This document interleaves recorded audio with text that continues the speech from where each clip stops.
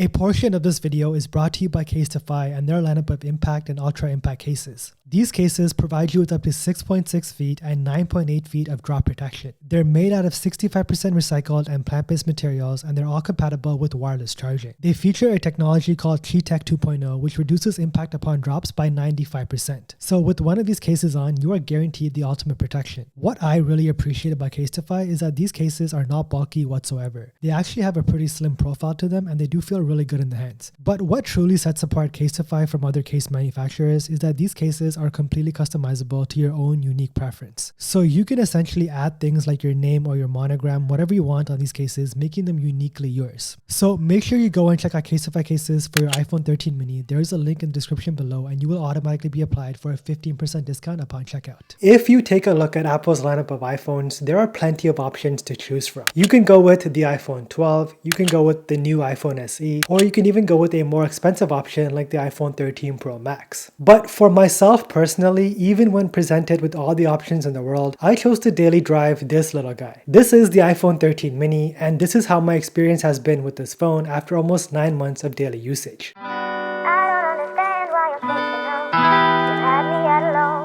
How's it going, everyone? My name is RJ, and in this video we'll break down my experience with the iPhone 13 mini into subsections you guys actually care for. Starting off with the battery life and then making our way to things I actually love about this phone, like the compact form factor, the exceptional performance, and of course the surprisingly good camera system. So let's start off by talking about the battery life. I feel like one of the most commonly asked questions I get about the iPhone 13 mini is how is the battery life? And I feel like it's a pretty fair question to ask given this phone's small, unique form factor.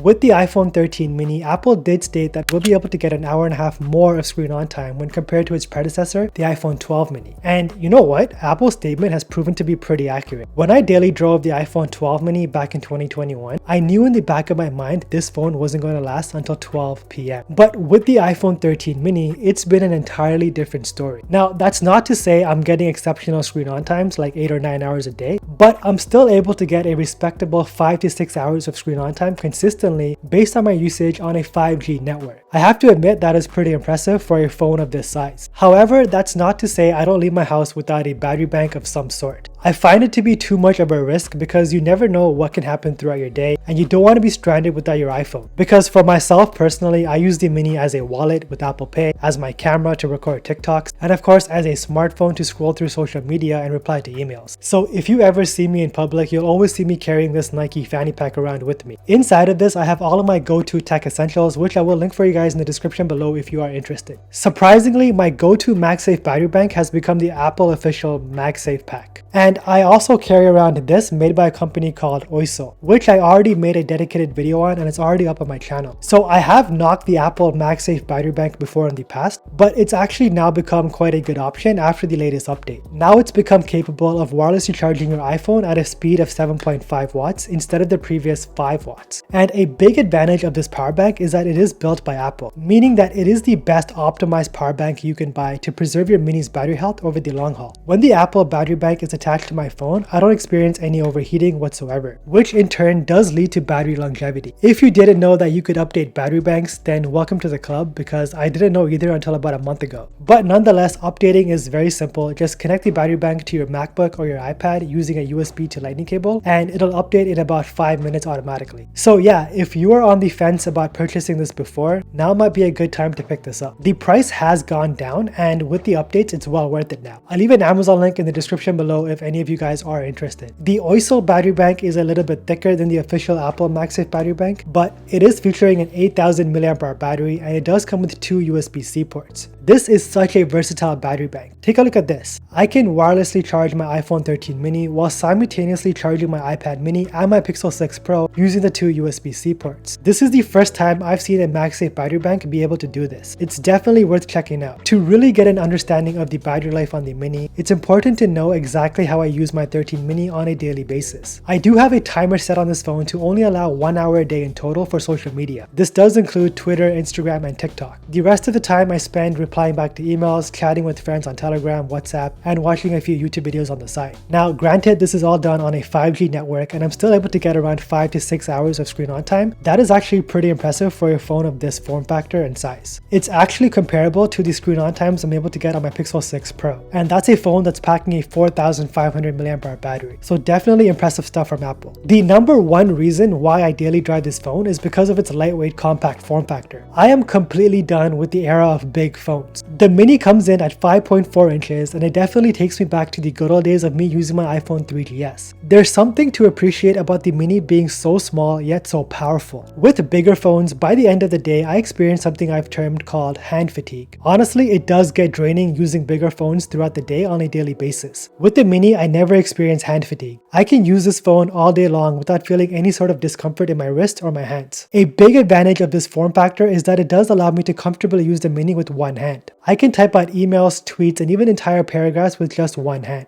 It did take a while to get accustomed to typing on a smaller keyboard, but once I got that muscle memory down, it was smooth sailing from there. Another question I often get asked is, what about the display? Does using a smaller display bother you? Well, yes, this is a 5.4 inch display, but it's got an 85.1% screen to body ratio, meaning that the 13 mini is pretty much all display. Let's not forget that this is a Super Retina OLED display, not an LCD display. The colors are punchy and vibrant with true deep blacks. Watching content on this panel with these incredible speakers feels like such an immersive experience. It just sort of sucks you in. And quite honestly, after just using the mini for a bit and no other devices, your brain gets used to consuming content on a smaller panel and it becomes no issue at all. You eventually get to a point where you just don't care about the screen size. The 13 mini can get up to a max brightness of 788 nits, and in my 8+ months of usage with this device, it's more than good enough for outdoor sunny conditions. Before we move on to discussing the cameras and the performance, if you guys find value in this video and you want to stick around for more iPhone 13 mini content, then please do drop a like on this video and of course subscribe to the channel. I try to drop at least 2 videos per week and I do want to grow this channel to at least 100,000 subscribers in the near future. So yeah, I encourage you guys to join me on this journey and we can do it together. Something I truly appreciate about the mini is despite its small form factor, Apple didn't cut any corners. Apple decided to equip the 13 mini with the exact same processor as the iPhone 13 Pro and the 13 Pro Max. The A15 Bionic chipset is both a powerful and an efficient chipset. With this phone, you never have to worry about a lack of power. Sometimes I do film my TikTok videos on the Sony ZV-1 and I edit all my videos on the mini. I haven't experienced a single frame phrase or stutter. It's such a powerful phone. In fact, it's pretty safe to say that this is the most powerful phone currently available that's as small and compact as this. The A15 Bionic is the reason why the iPhone 13 mini is able to get such good screen on times. The A14 Bionic was a flawed chipset. All of the iPhones a part of the 12 series did suffer from poor screen on times. It just goes to show you how software optimization and chip efficiency is an integral part of achieving good battery life. There aren't too many negatives that come with owning a smaller iPhone, but there have been multiple times on occasion where I did feel like I left my phone behind. This phone is so small and so lightweight that sometimes you just don't feel it in your pockets. For a quick 2 seconds, I find myself in a state of panic, followed by a realization that my phone is still in my pocket. It's quite funny, and I'm sure if you're an iPhone 13 mini owner, you've definitely experienced this before. Here's what a lot of people tend to forget about the 13 mini. This phone right here is using the exact same camera sensors that was found on last year's iPhone 12 Pro Max. That, my friends, was a flagship iPhone camera. So with this 12 megapixel main camera, we do have a larger sensor this year that lets in more light. This in turn does improve the quality of the images captured in low light conditions. On the 13 mini, you're able to get some pretty good shots. There's a good balance between contrast and saturations. The pictures taken on this phone have a good amount of detail, and they do a pretty decent job of capturing photos in dark environments. As for the 12 megapixel ultra-wide camera, it also has a pretty large sensor. There's also autofocus on board now, which makes a big difference in ensuring ultra-wide shots come out pretty sharp.